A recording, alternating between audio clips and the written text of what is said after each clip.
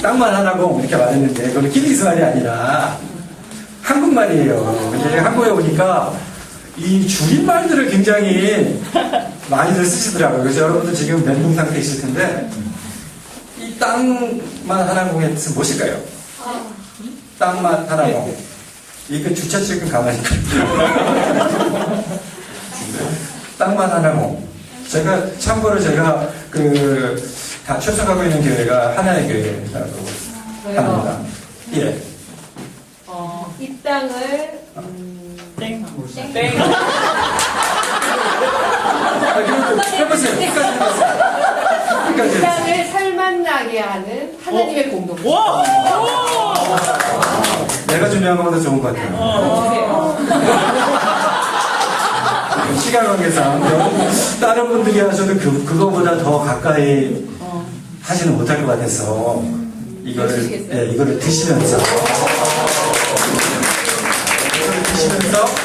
들으시고 저는 이거를 마시면서 이제 오늘 예배를 보니까 저만 잘하면 오늘 완벽할 것 같아요. 어떻게 될지 한번 보겠습니다. 우리 투덜 모임을 하고 있는데 우리 투덜 그룹 이재 상사님께서 그런 말씀을 나누시더라고요.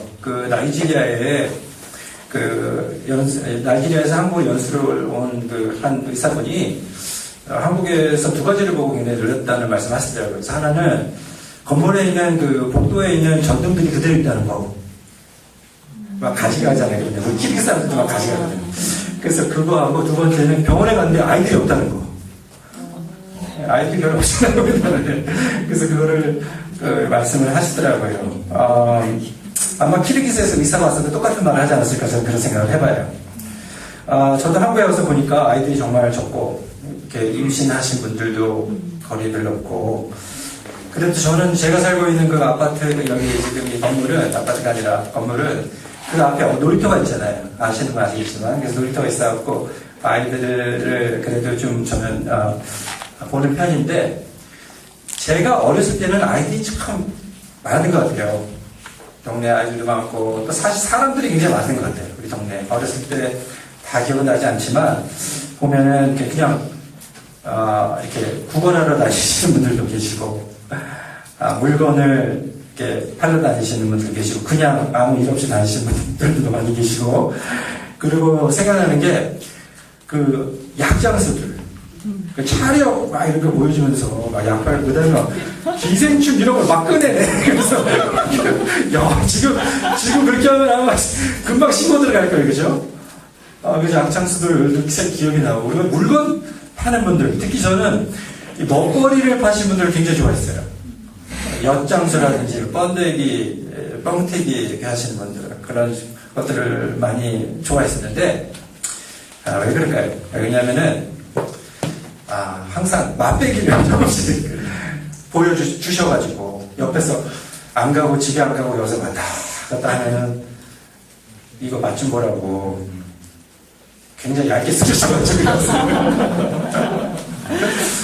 그러면 저기 다른 옆에 좀 깎아주시면 좋을 것 같은데 왜 요거만 주시나 저희 그런 기억이 납니다. 뭔가는 저는 상관없는 이제 서로 시작하고 있습니다. 큰일 났습니다. 사실 모든 것이 그렇겠지만 조금이라도 맛을 봐야지 우리가 그죠? 먹어봐야지 그 맛을 알게 되지 않습니까? 우리 제목을 땅만 하나공이라고 그랬는데 제가 원래 생각했던 거는 땅에서 맛보는 하나님 나라 공동체예요. 근데 뭐 아주 비슷했어요, 그죠? 그래서 충분히 이거를 가지실 만한 답이었습니다. 그리고 우리가 그 어떤 것에 어떤 좋은 맛을 알고 나면 정말 저거 다 먹고 싶다, 더 먹어보고 싶다 그런 생각을 저희들이 하게 됩니다. 제가 7년 동안 키르기스탄에 있으면서 한 가지 느낀 것은 우리 기독교의 메시지가 그 이슬람이 가지고 있는 메시지보다 아무리 뛰어나다고 우리가 생각한다 할지라도 그 메시지를 담아서 맛을 낼 수 있는 그런 믿음의 공동체들이 없다면 무슬림 전도는 참으로 쉽지 않겠구나 그런 것을 생각하게 되었습니다. 서로가 서로를 돌보는 그 무슬림 공동체의 아주 끈끈한 서로 돌보기도 하고 아주 끝까지 없어질 때까지 뜯어먹기도 하고 가지도 안 가면 올라오면 그래서 뭐 긍정적이고 부정적인 모습이 다 있긴 하지만 정말 그러한 아주 강력한 그러한 그 공동체의 모습을 키르기스탄에서 보면서 정말 그러한 무슬림 친구들에게 그들의 공동체를 떠나서 개인적인 신앙과 삶을 가지라고 하는 것은 어떻게 보면은 정말 무책임한 그러한 것이 될 수도 있겠구나 그런 생각을 해보기도 했습니다. 초대교회 때 유대인들이 있었던 유대 공동체들도 굉장히 강력한 공동체였죠. 하지만 그들이 그 공동체를 떠날 수 있었던 것은 예수께서 세우신 그 교회라는 더 강력한 대한 공동체가 있었기 때문입니다. 그리고 사도행전을 통해서 볼 수 있듯이 공동체는 진정한 사랑의 교제와 나눔으로 하나 된 공동체. 그리고 세상 사람들도 인정할 수밖에 없는, 믿는 사람들에게만 인정을 받은 것이 아니라 믿지 않는 그 주위에 있는 사람들에게도 칭송을 받는, 인정할 수밖에 없는 그런 훌륭한 공동체의 모습을 가지고 있었다고 누가는 사도행전을 통해서 우리에게 말해주고 있습니다. 오늘날도 우리가 어떤 무슬림에게 또 그가 속한 무슬림 공동체를 떠나라고 도전을 하려 한다면 그것은 그들에게 실질적인 대안이 될 수 있는 더 훌륭한 교회 공동체로의 초대를 의미해야 할 것입니다. 또한 선교사들은 현지인 공동체들이 그러한 공동체가 되도록 가르치기에 앞서서 자신들이 속한 선교사 공동체들은 과연 그러한 하나님 나라의 맛을 내는 복음적인 공동체인가, 종말을 사는 그런 종말의 공동체인가를 성찰해 보아야 할 것입니다. 이 그의 다른 서신서에서 마찬가지로 바울은 우리가 오늘 읽은 이 갈라디아서에서도 먼저 교리적인 것을 이야기하고 그 강론에 이어서 실천적인 도전을 통해서 그의 편지를 구성합니다. 로마서 1장, 11장, 12장에서 이어지는 그런 구조와 비슷하죠. 그래서 오늘 우리의 본문이 위치한 5장 13절에서 6장 10절까지 말씀이 그 실천적인 내용을 담고 있습니다. 원래 6장 10절까지 갈 수 있겠지만 워낙 본문이 길어서 또 다른 의도가 있어서 제가 6장 2절에서 본문을 끊었습니다. 1장 1절에서 시작해서 5장 12절까지 정말 그 바울이 피를 토하는 심정으로 써내려간 복음에 대한 이야기를 기초로 해서 바울은 이제 갈라디아의 여러 교회들이, 교회는 성도들의 모임이죠. 그래서 그 성도들이 정말 어떠한 모습으로 살아가야 하는지에 대한 그 핵심을 이야기합니다. 이 시절에서 바울은 육체의 욕심에 노예가 되어 사는 사람들은 결코 하나님 나라를 유업으로 받지 못할 것이다 라고 권고를 합니다. 그 말을 뒤집어 말하면 이 육체의 뜻이 아니라 성령의 뜻을 따라 사는 성도들은 하나님 나라를 유업으로 받는, 그죠? 그 하나님 나라 공동체, 곧 하나공의 이론들이 될 것이라는 의미를 내포하고 있는 것입니다. 교회는 하나님 나라를 유업으로 받을 사람들이 연합하여 살아가는 공동체입니다. 아멘. 때문에 이러한 교회에서 하나님 나라의 맛이 경험되어지지 못한다면 그것은 예수님의 아주 고상한 표현을 빌리자면 맛을 잃어버린 소금, 저의 고상하지 않은 표현을 빌린다면 안고가 없는 찐빵, 덜 고상한 표현을 든다면 고무줄 없는 빤스. 옛날 제가 어렸을 때는 빤스 고무줄이 잘 그려졌어요. 지금 아이들 잘 모를 텐데 누가 그러더라고요. 그 고무줄 없는 빤스의 종말은 무엇이냐? 흘러내리는 나갔다. 새로운 일이죠. 그냥 그걸로 끝나는 게 아니라 흘러내린다는 거니까 아주 큰 일이 아직 남아있는 거예요. 그래서 오늘 우리는 다시 진정하고 우리가 읽는 그 본문 말씀을 통해서 정말 하나님 나라 공동체의 맛을 경험하고 또 보여주기 위해서 우리들의 공동체는 어떠한 모습을 가져야 하는지에 대해서 또 그러한 모습을 갖게 하는 진정한 능력과 그 주체, 그 능력을 주는 그 주체가 누구인지에 대해 다시 한번 확인하는 그러한 짧은 시간이지만 기회를 가질 수 있기를 바랍니다. 또한 우리 자신들과 우리들의 공동체는 현재 어떠한 모습을 가지고 있는지에 대해 성찰하고 또 필요한 부분이 있다면 회개하고 또 새롭게 마음을 다져보는 그러한 또 예배와 기도의 시간이 되기를 바랍니다. 여러분들 강의식 큐티 훈련에 도움을 주고자 제가 명제와 전환문구 그리고 세 개의 대지를 준비해왔습니다. 설교가 그대로 진행될지는 모르겠습니다. 먼저 메시지 명제는 제가 이렇게 해봤습니다. 땅의 교회 공동체는 장차 올 하나님 나라의 마치를 보여주는 사랑의 공동체여야 한다. 전환문구 무엇이라고 해봤습니다. 무엇이 하나님 나라 공동체의 맛을 보여주는 교회 공동체의 모습인가? 이것은 사실 how를 해도 되겠죠. 어떻게 할 수 있을까라고 할 수도 있겠죠. 그래서 대지 첫 번째, 이러한 하나님의 공동체는 오직 이웃을 사랑하기 위해 기꺼이 자유를 사용하는 그리스도의 종되신 모습이 나타나는 섬김의 공동체이다. 5장 13절에서 15절의 말씀을 가지고 이걸 해봤고요. 두 번째는 16절에서 26절의 말씀을 가지고 육체의 욕심이 아닌 성령 하나님의 인도하심을 기꺼이 선택하여 성령의 연결을 맺는 공동체이다 라고 해봤고요.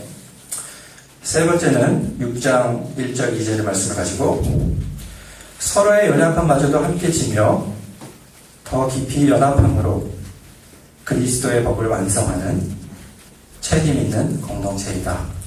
이 세 가지 대지를 잡아봤습니다. 제가 오늘 본문을 13절에서 6장 2절까지로 한 것은 의도적인 것입니다. 왜 그러냐면은 13절에 나오는 서로라는 말 그리고 6장 2절에 나오는 서로라는 말을 책받침으로 가지면서 바울이 사실 이 서로라는 말을 갈라디아에서 7번을 쓰고 있는데 오늘 본문에 다 나옵니다. 그만큼 공동체적인 그 문맥을 가지고 있다는 거예요. 사실 바울은 이 서로라는 말을 잘 써요. 로마서에도 쓰고 고린도전서도 쓰고 디모데전서에도 쓰고 에베소서에서도 쓰고 다 쓰는데 특히 이 실천적인 부분에서 많이 써요. 교리적인 부분이 아니라. 그러니까 어떠한 이러한 진리를 선포한 다음에 복음의 진리를 선포한 다음에 그러면 이것이 어떻게 실천되어야 되는가?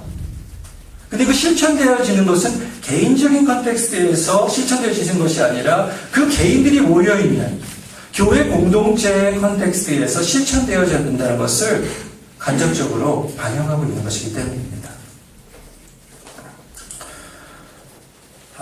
이것은 바울이 이야기하고는 중요한 교리적인 사실들의 그 진위가 드러나는 것은 공동체적인 관계를 통한 것이라는 것을 보여주고 그 교리적인 것들의 성취가 이 공동체를 통해서 이루어진다는 것을 또한 보여주고 있습니다. 사실 오늘 본문은 굉장히 길긴 하지만 간단한 메시지가 있는 것 같아요. 오늘 사실 우리가 들은 찬양 첫 번째 노래 서로 사랑하라. 사실 그게 핵심이죠. 그래서 오늘 친절하게 바울이 말해주죠. 한마디로 이 율법을 정의한다면 사랑이다. 그렇죠? 그래서 오늘 전체 이야기를 한 글자로 말하라 그러면 사랑이겠죠. 만약에 그것을 한 문장으로 말하라 그러면 서로 사랑해라가 아닐까 저는 그런 생각을 해봅니다. 지난 목요일 경건의 시간에 제가 잠깐 언급했듯이 신학자들을 포함해서 많은 기독교인들이 이 갈라디아서를 읽을 때 다분히 개인적인 관점에서 이것을 읽습니다. 하지만 우리는 먼저 모든 바울 서신들을 선교적인 관점에서 읽어야 된다는 얘기를 많이 하는데 사실은 선교적인 관점뿐만 아니라 선교적인 것은 사실 공동체적인 관점을 염두에 두고 하는 얘기죠. 이 공동체적인 관점에서 바라봐야 합니다. 그것은 책의 의도가 그러하기 때문이라고 저는 생각을 합니다. 개인적인 관점에서 갈라디아서를 읽는 데는 여러 가지 요인들이 있겠지만 아마도 여전히 우리에게 큰 영향을 주고 있는 그 종교개혁자들의 신학 그리고 현대사회의 그 팽배한 개인주의적인 성향이 주된 요인이 아닐까 그런 생각을 해봅니다. 갈라디아서는 마틴 루터가 굉장히 좋아했던 책이에요. 나의 책, 나의 캐서린이라고 불렀대요. 캐서린은 마틴 루터의 아내였어요. 그만큼 갈라디아서를 사랑했다는 거죠. 루터는 율법과 전통과 행위가 아닌 은혜와 믿음을 통한 구원을 정말 간결하고 적나라하게 선포하고 있는 이 갈라디아서. 심지어 초대교회의 정말 가장 유력한 사람이었다. 베드로. 그 베드로도 가차없이 심판하는 그 갈라디아서의 그 바울의 모습.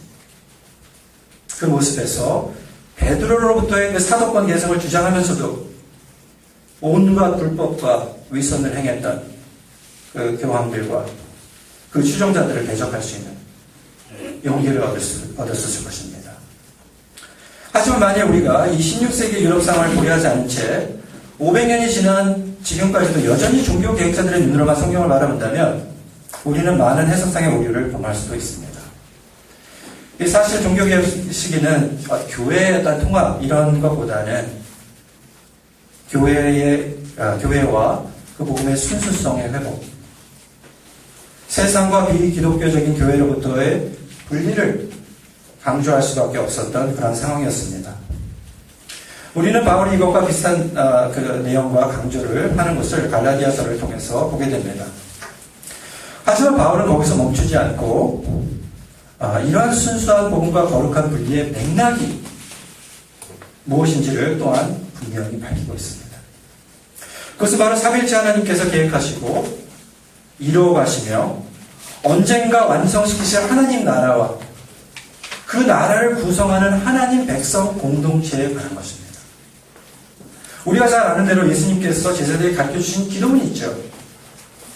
하나님 나라가 오게 해주시고 그 뜻이 하늘에서와 같이 땅에서도 이루어짐을 통해서 하나님의 이름이 거룩함을 받으시기를 영원한 주기도문을 저희는 너무나 잘 알고 있습니다. 우리는 갈라디아서를 통해서 믿음을 통한 개개인의 그 구원의 중요성을 보게 됩니다. 맞습니다.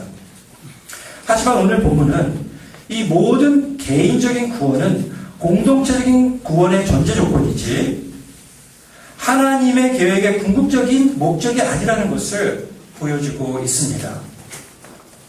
하나님께서 꿈꾸시는 구원은 공동체적이고 우주적인 구원이고 이는 죄로 인해서 타락해서 단절된 모든 관계들 하나님과의 관계와 모든 서로서로의 관계가 온전히 회복되어지고 연합하는 모습으로 드러난다는 것을 보여주고 있습니다. 공동체적인 구원을 배제한 개인적인 구원은 가짜 구원이라는 것입니다. 오늘 본문 오늘 전체적으로 소개하는 5장 13절에서 15절의 말씀을 이렇게 얘기하고 있습니다. 굉장히 중요한 구절입니다. 다른 구절을 다 못 들어도 이 세 구절은 읽어야 될 것입니다.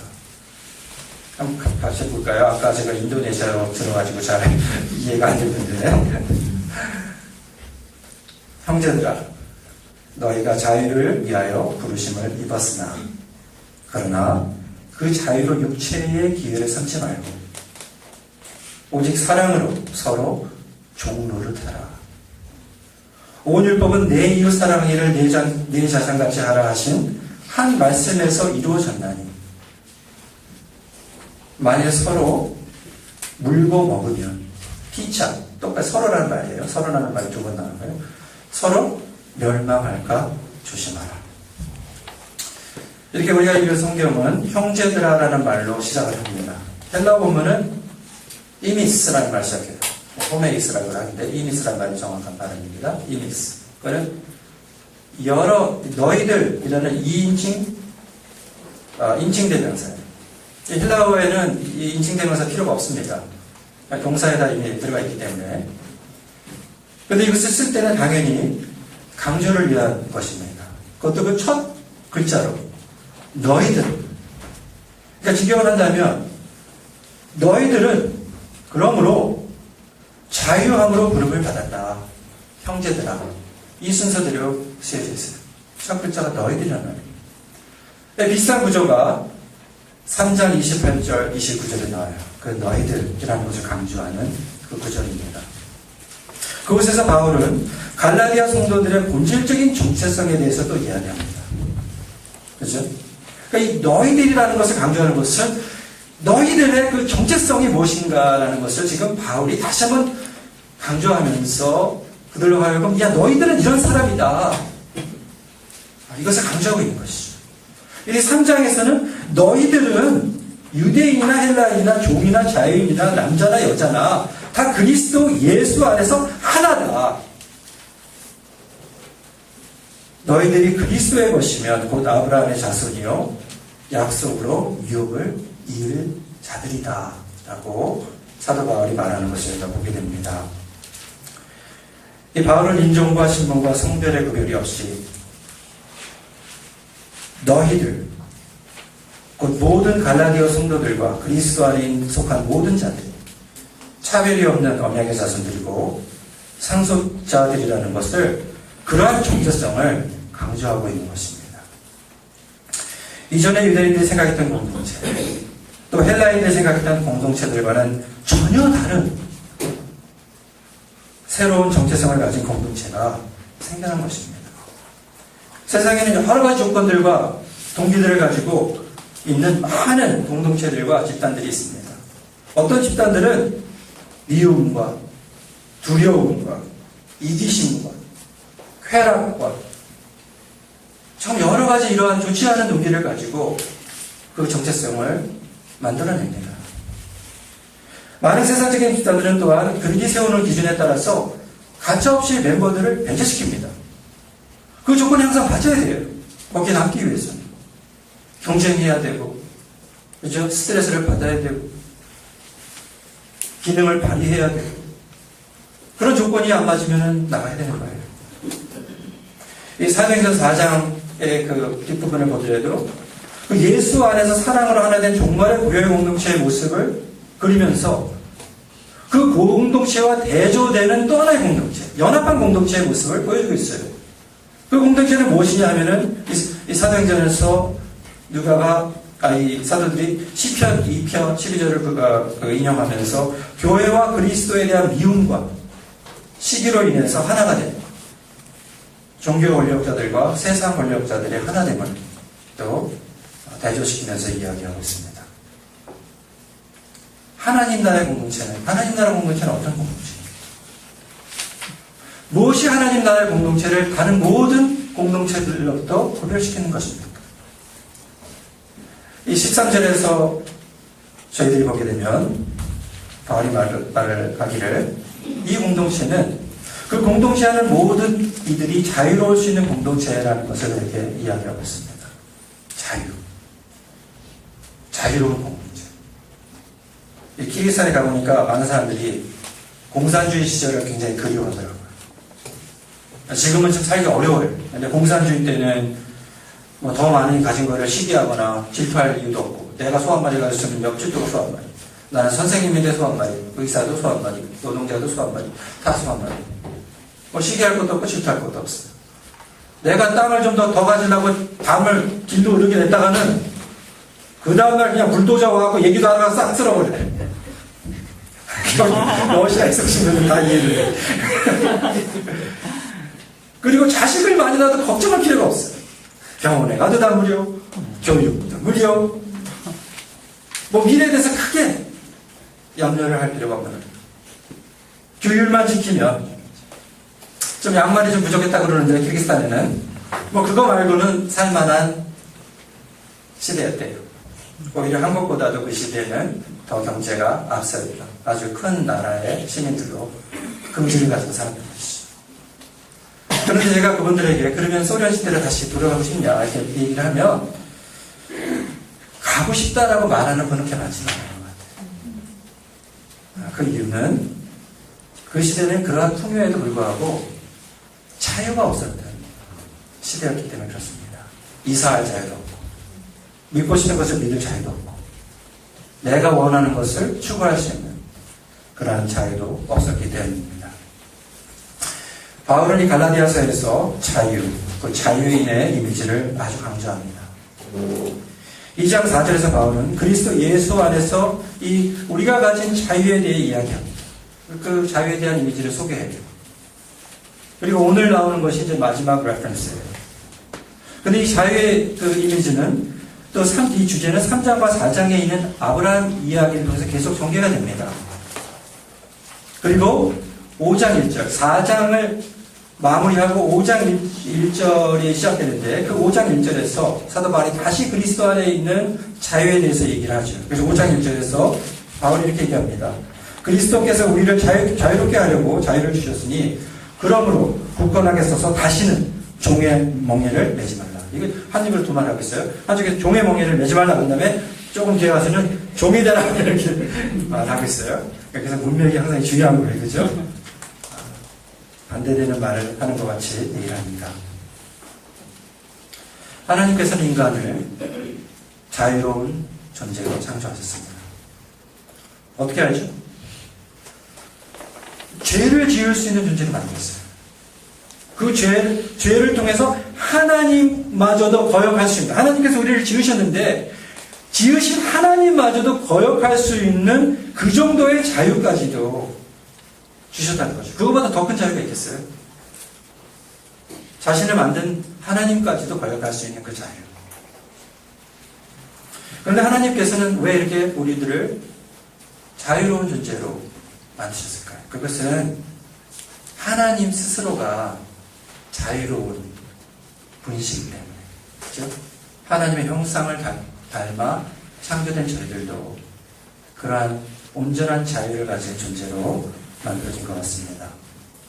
이 창세기 1장, 저희가 잘 아는 1장, 2장, 3장, 1장, 2장의 창조 이야기는 이 공동체로 존재하시는 삼위일체 하나님께서 아담을 남자 아담과 여자 아담, 두 아담, 그 본질적으로 공동체적일 수밖에 없는, 서로 사랑하고 의지할 수밖에 없는 존재로 창조하셨다는 것을 보여주고 있습니다.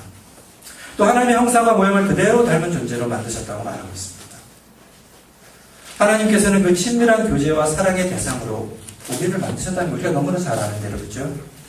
그리고 우리가 생육하고 번성해서 이 교제가 더욱더 충만해지기를 원하셨습니다. 그게 첫 번째 명령이 있었잖아요. 충만해라. 생육하고 번성해서 이 땅을 충만케 하라. 하지만 우리가 창세기 3장에서 보듯이 인간의 죄와 타락은 그 모든 것을 망가뜨려 버렸어요. 인간이 죄를 지어 타락했을 때 우리는 자유를 얻은 것이 아니라 오히려 하나님께서 주신 자유를 잃어버리고 사단과 세상과 죄의 노예가 되어 살게 되었습니다. 그 중에 최고의 아픔은 더 이상 자유롭게 하나님을 사랑하고 서로를 사랑하면서 공동체적인 연합과 교제를 이룰 수 없는 존재가 되었다는 것입니다. 아무리 노력을 해도, 자격을 갖추려 해도 그 원래의 교제로 돌아갈 수 있는 길이 막혀버린 것입니다. 하지만 하나님께 감사할 것은 그가 용서와 긍휼의 하나님이시고 죽은 자를 살리시는 능력의 하나님이시고 성자 하나님이신 예수 그리스도를 타락한 죄인들에게 그를 대적하기 위해서 하나님께서 주시는 고귀한 자유를 사용하고 원수가 된 자들을 위해서 종의 모습으로 오시고 그들의 손에 죽기까지 자신의 자유를 사용하셨다는 것입니다. 창조를 위해서, 구원을 위해서 인간이 한 것은, 할 수 있는 것은 아무것도 없습니다. 루터가 말한 것처럼 우리는 그저 하나님께서 주시는 은혜를 받기 위해 우리의 오그라진 손을 펴서 그저 하나님께 펼칠 수밖에 없는 그러한 존재입니다. 내 손에 아무리 훌륭한 것이 있다 할지라도 하나님의 은혜를 받기 위해서 그것들을 다 내팽개치고 빈손으로 하나님을 향하여 그 하나님의 은혜를 받을 수밖에 없는 그러한 존재인 것입니다. 유대인이나 헬라인이나 종이나 자유인이나 남자나 여자나 모든 사람이 동일하게 하나님의 유혹을 받을 수 있는 자로 창조되어졌다는 바울의 말은 사실 이 바울의 새로운 가르침이 아니죠. 신약 성경에 새롭게 발견된 것도 아니죠. 바울이 잘 보여주고 있는 데를 이미 구약에서부터 하나님은 은혜 하나님이시고 아브라함이 의롭다함을 받은 것도 이스라엘이 구원을 받은 것도 언약의 백성이 된 것도 다 주 하나님께서 홀로 계획하시고 성취하신 것입니다. 그것은 율법을 통해서도 아니고 할례를 통해서도 아니고 그 어떤 것을 통해서도 아닙니다. 또 바울이 3장 8절에서 말하는 것처럼 성경은 처음부터 이방인들이 하나님의 백성이 될 것을 약속하고 있었습니다. 나중에 발견된 게 아니죠. 이미 성경에서 말을 하고 있고 하나님께서 계획하신 것이었습니다. 예수님께서 이런 말씀을 많이 하십니다. 너희는 이렇게 들었으나 나는 너에게 말한다. 그런 표현을 자주 쓰십니다. 그것은 하나님의 말씀이 바뀌어서가 아니라 그들이 하나님의 말씀을 들었을 때 그 말씀의 온전한 본질을 이해하지 못하고 인간적인 전통으로 변질시켰기 때문에 예수님께서 올바른 그 정신, 올바른 본질, 올바른 해석을 주고 계신 것입니다. 오늘 바울이 14절에서 말하는 그 한 말씀으로 이루어지는 율법, 또 본문을 마치는 그 6장 2절에서 말하는 그리스도의 그 법이라는 것, 곧 하나님의 말씀의 이러한 표현들은 하나님의 말씀의 본질적인 핵심을 의미한다고 저희가 생각할 수 있습니다. 이러한 이유 때문에 모든 것을 하나님이 하시는 것이기 때문에 바울은 갈라디아서의 시작하는 그 첫째 구절부터 그 끝까지 자신의 그 사도성과 복음과 구원과 새로운 삶의 원천을 모든 인간적인 노력들과 자격들에서 분리시키고자 몸부림치는 것을 저희가 이 갈라디아서를 통해서 보게 됩니다. 창조와 구원은 오직 성삼위 하나님에 의해서 계획되어지고 진행되어지고 완성되어질 수 있기 때문입니다. 이것이 하나님의 말씀을 신뢰하는 자들의 삶이고 예수 그리스도의 십자가를 포용하는 자들의 삶이고 성령 하나님의 인도하심에 순종하는 자들의 삶인 것입니다. 구원을 받았다 하면 오늘 본문 말씀처럼 다시 한번 자유함으로 부르심을 받았다는 것을 의미합니다. 새로운 소명이 생긴 것입니다. 우리 모두 하나님께서 주신 그 고귀한 자유를 잘못 사용하여 겪었던 어려움들을 기억하고 있습니다. 지금도 또 그로 인해 남은 영향으로 인해서 어려움을 겪고 있기도 합니다. 이제 우리들은 그리스도 안에서 또 한 번의 기회를 얻게 되었습니다. 하지만 우리가 이제는 더 노력해야지, 더 열심히 해야지, 이런 생각만 한다면 우리는 여전히 복음의 핵심을 깨닫지 못하는 자들입니다. 사도 바울이 3장 1절에서 아주 다그치죠. 갈라디아 사람들, 성도들. 3장 2절에서 3절까지. 어리석도다 갈라디아 사람들아. 예수 그리스도께서 십자가에 못 박힌 것이 너희 눈앞에 보이거든 누가 너희를 꾀더냐? 네가 너희에게서 다만 이것을 알려 하노니 내가 너희가 성령을 받은 것이 율법의 행위로냐 혹은 듣고 믿음이로냐? 너희가 이같이 어리석으냐? 그 다음에 굉장히 중요하죠. 성령으로 시작했다가 이제는 육체로 마치겠느냐? 그렇습니다. 구원이 오직 성령으로 인한 것처럼 성화와 영화의 모든 과정도 성령 하나님의 온전한 역사이십니다. 삼일째 하나님의 역사하심에 전적으로 의지하지 않고 인간적인 생각과 노력으로 자신의 삶을 도모하려는 것,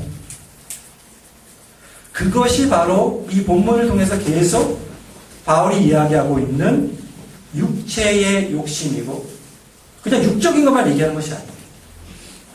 이렇게 온전하게 하나님께서 하시는 그 모든 것에 어떤 것이라도 더하거나 빼려 하는 그 모든 것은 육체의 욕심이 되고 육체의 소욕이 되고 육체의 일이 되는 것입니다.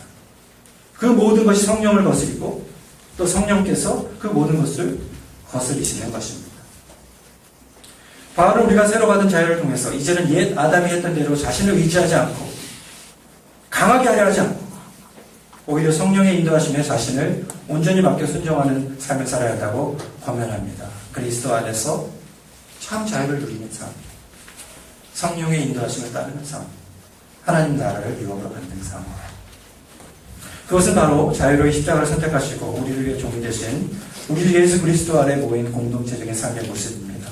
그리고 그 핵심에는 서로를 사랑할 수 있는 자유가 있습니다. 선교지에서도 경험한 것이지만 주님의 사랑으로 서로를 섬기는 것보다 더 힘든 것은 없는 것 같습니다.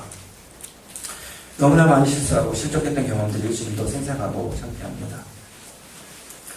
바울이 16절에서부터 26절까지 나열하고 있는 많은 육체의 일들과 성령의 열매는 그냥 그저 개인적인 컨텍스트에서 읽어야 되는 것들이 아닙니다. 왜냐하면 공동체적인 관계를 근본적으로 파괴하고 회복하는 그러한 악함과 선함에 대한 가치들이기 때문에 그렇습니다. 그러한 것들은 하나님과의 관계와 서로의 관계를 망가뜨리거나 회복시키는 역할을 합니다. 바울은 하나님께서 주신 귀한 육체의 정신을 자기 자신만의 유익과 쾌락을 위해 사용하는 성적인 범죄들과 우상 숭배에 대해 먼저 경고하고 공동체의 하나됨을 파괴하는 많은 죄들에 대해서 열거하고 있습니다. 또 이러한 육체적인 삶의 길은 15절에서 말하는 것 같이 어떤 승자도 없이 모두 공멸하는 것이다라는 것을 얘기하고 21절의 말씀처럼 하나님 나라에 들어갈 수 없는 그러한 삶으로 모든 사람을 이끈다라고 경고하고 있습니다. 하지만 성령의 인도하심을 따라가는 삶은 개인의 영달이 아닌 공동체로 함께 세워져감을 통해서 하나님께서 계획하신 구원과 새 창조의 진정한 의미와 마치를 이 땅에서 경험해 나가는 것을 의미하고 있습니다.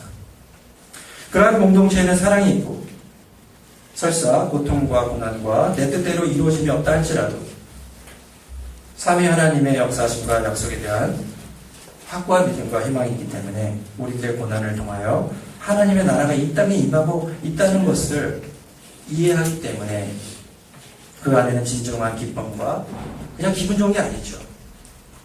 진정한 기쁨과 희락과 평화를 누리고 오래 참음과 자비와 선함과 충성과 온유와 절제의 모습이 공동체 가운데 개인의 삶이 아니라 공동체 가운데 열매로 나타나는 것입니다.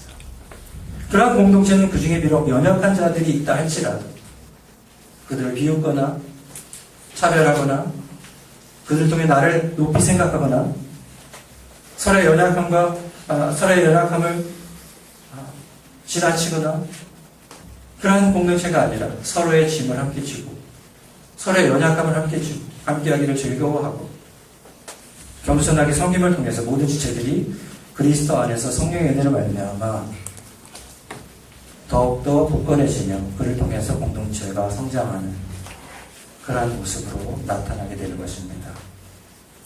사실 본문에서 바울이 주장하는 것 중에 새로운 것은 하나도 없겠죠. 이미 다 예수님께서 말씀하시고 몸소 가르치시고 실천하신 것들이죠.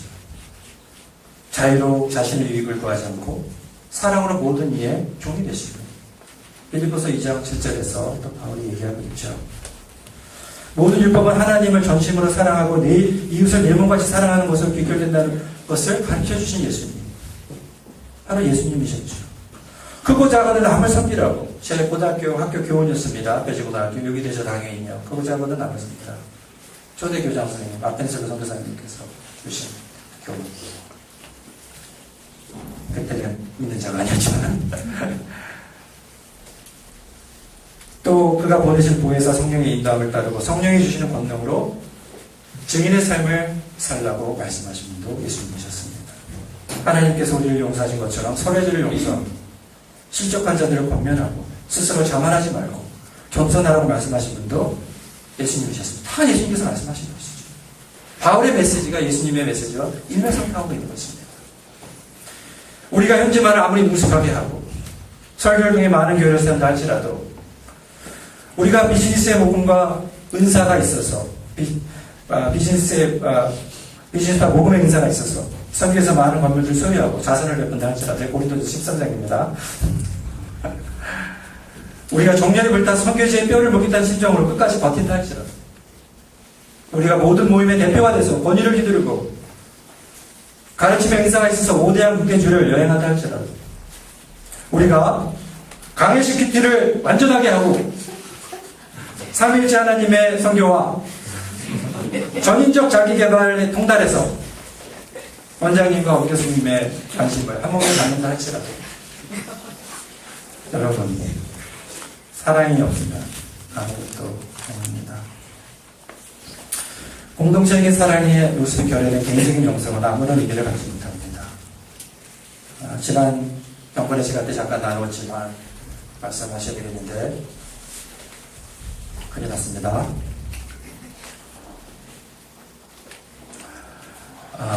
바울의 신학은 한마디로 말하면 오늘 본문의 서로라는 그런 표현을 통해서 나타나듯이 저는 그것이 믿음을 통한 구원의 신학이 아니라 그것만이 아니라 오히려 대표하라 한다면 한 문장으로 함께함의 신학이다라고 저는 부르고 싶습니다. 바로 유난히도 이 함께라는 전치사를 많이 사용해요. 그리고 전치사를 사용할 뿐만 아니라 다른 동사나 명사들과 합성시켜서 합성어로 사용하는데 신약 성경에서 바울만이 사용하는 이러한 합성어가 30개가 넘어요. 바울만이 사용합니다. 뭐 다른 데 사용하지 않았다는 말은 아니지만 최소한 신약 성경에서 제가 다 쉬어봤습니다. 다 쉬어봤어요. 어떤 표현들이 있느냐면은 맞대기로 같은 백성, 같은 국민, 같은 몸의 지체, 같이 나누는 자, 같은 병사, 같은 모양을 가진 자, 닮은 자, 같은 동역자. 여기서 같은이라는 것은 그 함께라는 말이 합성되어 있는 의미입니다. 함께 보냄을 받고, 이건 동사예요. 함께 증거하고, 함께 고통받고, 함께 유혹도 받고, 함께 시련을 당하고, 함께 위로를 받고, 함께 그리스도의 죽음에 닮은 모습을 하고, 함께 연합하고, 함께 노력하고, 함께 일하고, 함께 지어줘가고, 함께 성격 교제하고, 함께 쉼을 얻고, 함께 생명을 얻고, 함께 살고, 함께 죽고, 함께 부활하고, 함께 영광에 이르고, 함께 왕노릇을 하고. 이러한 여러 가지의 표현들을 통해서 우리가 서로에게 어떤 존재인가라는 것을 보여주고 있죠. 교회는 이러한 함께하는 사람들이 모이고 있습니다. 우리들의 선교지에 있는 교회들은 어떤 모습을 가지고 있습니까? 선교사들의 공동체는 어떻습니까? 우리들이 어떤 공동체를 시작하거나 공동체 일원이 되었다면 그 공동체는 선교지에서 어떤 모습을 가지고 있습니까? 제가 이곳에서 훈련을 마치고 2009년도에 키르기스탄을 들어갔는데 저의 주된 목적은 그곳에 있는 현지인 지도자들을 훈련하고 신학을 가르치는 것이었습니다. 처음에 그곳에 가서 영어 클럽도 하고 영어 라디오 프로그램도 진행하고 현지 교회에서 성경 공부도 가르치고 뭐 그러다 보니까 내가 그들에게 줄 것이 많이 있는 것 같이 느껴졌습니다. 하지만 시간이 흐르면서 그것이 얼마나 잘못된 생각인지 오히려 내가 배울 것이 얼마나 많은지 깨닫게 되었습니다. 내가 간지 얼마 안 돼서 시간이 많이 가는데 옆집 아이가 강아지를 한 마리 데리고 왔어요. 태어난 지 얼마 안 돼. 우리가 그 강아지를 한 7년을 키우고 지금 이번에 여름에 가서 제가 갖고 왔는데 저는 그렇게 생각했어요. 왜 이렇게 귀여운 강아지를 버리지? 왜 강아지들을 제대로 관리를 안 하지? 이런 생각을 했어요. 개를 사람보다 중히 여기는 미국에서 온 사람이 돼서 저는 그거를 이해할 수 없었어요. 그런데 그래서 뭐 개를 씻기고 드라이어를 막 말리고 비싼 우유를 사다가 먹이고 막 그러니까 동네들이 다 온 거예요. 막 구경하고 난리 났다. 지금 동네에 무슨 큰일 난 것처럼. 그런데 나중에서야 우리 동네에 사는 사람들이 강아지보다는 아이들을 먼저 보살펴야 하는 절실한 필요가 있다는 것을 깨닫게 되었어요. 한 번은 난방을 위해서 석탄가루를 빼치가 열심히 떼고 있었어요. 근데 불이 잘 안 붙어요. 가루가 자꾸 밑으로 새는 거예요. 근데 우리 교회 형제가 왔습니다. 형제가 와서 그걸 보더니 나를 탁 밀치고 이거 석탄가루에다 물을 막 붓는 거예요. 그래서 아니 내가 지금 가뜩이나 불 안 붙어갖고 지금 죽겠는데 왜 여기다 물을 붓고 난리야. 내가 말을 할 수도 없고 현지말을 못하니까 쳐다보고 있었는데 이 사람이 막 양동이에다가 물을 잔뜩 붓고 막 이거를 개는 거예요. 그래서 내버려뒀어요. 그랬더니 장작을 해가지고 얇게 썰어가지고 쏙 이거 빼치카 안에다 쌓고 불을 딱 붙이니까 불이 확 보이잖아요. 그러니까 불이 확 붙는데 그 위에다가 이 반죽을 한 이 석탄을 갖다가 올리니까 석탄 반죽을 올리니까 너무 잘 타는 거 하나도 밑으로 안 흘러지고. 그래서 저도 열심히 이제 반죽을 했죠. 그 다음에는 집이 금방 따뜻해지고, 아, 이것이 이들이 이것을 사는 지혜구나를 깨닫게 됐어요. 이런 일이 너무 많아요. 밥을 다 먹었는데 와서 대문을 두드려요. 차 마시러 오라고. 그래서 차 마시는 줄 알고 갔어요. 상다리가 부러지게 차려놨어요. 그런 걸 먹고 제가 살이 어떻게 안 쪘겠습니까? 근데 얼마 후에 복음서를 읽다 보니까 그게 복음적이더라고요. 찾아보고 부르는 게. 한 달 전에 나같이 중요한 사람을 한 달 전에 초대해야지. 이렇게 생각했었는데 그게 아니라 상을 차려놓고 부르는 게 성경식이에요. 그래서 제가 한번 해봤어요. 저기 먼데 저기 먼 발치에 앉았어요. 한 번 가서. 그랬더니 호스트가 킬렉, 제가 이름이 킬렉인데, 킬렉 내 옆에 와서 앉아라. 저 끝에 앉았다가 제일 상속으로 올라갔어요. 굉장히 으쓱으쓱하면서 하나님 말씀이 틀린 것이 하나도 없구나. 정말 길게 살아가면서 그 땅에 살기 위해서 이들의 문화를 존중하고 그 문화로부터 지혜를 얻어야 한다는 것을 경험했습니다. 많은 교회 우리 현지인을 먼저 가르쳐줘야 합니다. 그리고 우리가 좀 더 많은 물질, 지식 혹은 영향력을 가졌다는 이유 때문에 그들이 우리의 말을 들어야 한다고 생각합니다. 이러한 모습들이 제가 속했던 우리 선교사들 모임, 사실 그 모임에는 GMTC 졸업생들도 5가정이나 있었어요. 하지만 그 모임이 서로 간의 충돌과 하나 되지 못함을 통해서 깨지고, 그러한 모습을 현지 형제들이 다 바라봅니다. 우리는 그들의 교사이고 그들은 우리의 학생이라고 생각하지만 사실 누가 교사이고 누가 학생인지, 저는 거기 갔는데 간지 1년도 안 됐는데 저 높은 자리에 앉아있고 현지 사역자들은 오랜 동안 주님을 섬기고 교회에 중요한 역할을 하고 전도도 잘하고 현지말도 잘하고 당연히 훌륭한 삶을 살고 있음에도 불구하고 오히려 더 낮은 곳에서 낮은 취급을 받고, 그러한 모습이 저는 도무지 이해가 되지 않았습니다. 선교사들이 하나 되지 못하고 종의 모습으로 이해와 용서와 겸손과 사랑의 모습으로 섬기지 못하면서 현지인들을 가르쳤던 것입니다. 자신의 위를 주장하며 공동체의 우선으로 두지 않았기 때문에 사실 이 모임은 계속될 수 없었던 것이지요. 한 가지 이야기를 하고 제가 이야기를 마치도록 그 이슬람 수피 이야기가 있습니다. 네. 이 순니와 시아파가 있고 또 수피즘이 또 섞여 있죠. 그 하나의 이야기예요. 어떤 사람이 수피 이야기인데 어떤 사람이 자신의 나라를 떠나서 바보들의 나라라고 불리는 곳으로 갔다 합니다. 그런데 얼마 후에 그 나라 사람들이 온통 두려움에 쌓여서 밭을 막 뛰어다니면서 막 난리를 치고 있는 거예요. 그래서 그 사람이 왜 그러냐고 물어봤더니 괴물이 나타났다고. 저 괴물이 나타났다고. 그래서 가서 그 괴물을 보니까 밀밭에 큰 수박이 열린 거예요. 그래서 이 사람이 그걸 보니까 그 수박이 자기는 아는 거예요. 그래서 내가 그 수박을 죽여주겠다. 괴물, 수박이잖아, 괴물.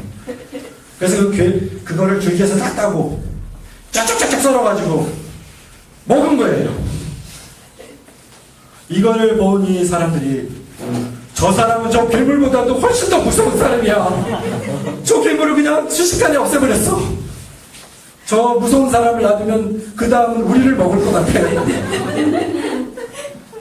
그래서 이 사람을 바로 쫓아냈다고 그럽니다.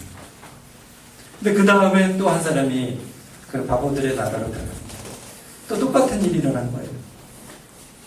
몬스터, 괴물이 있다고. 이 사람이 가서 보고 이 사람은 현명한 사람이었어요. 내가 그 괴물을 없애버리겠다라고 한 것이 아니라, 그래? 그 무서운 거야. 이 사람과 동의하면서 그 수박 주위를 이렇게 조심스럽게 다니면서 그들과 함께 행동을 조심스럽게 했습니다.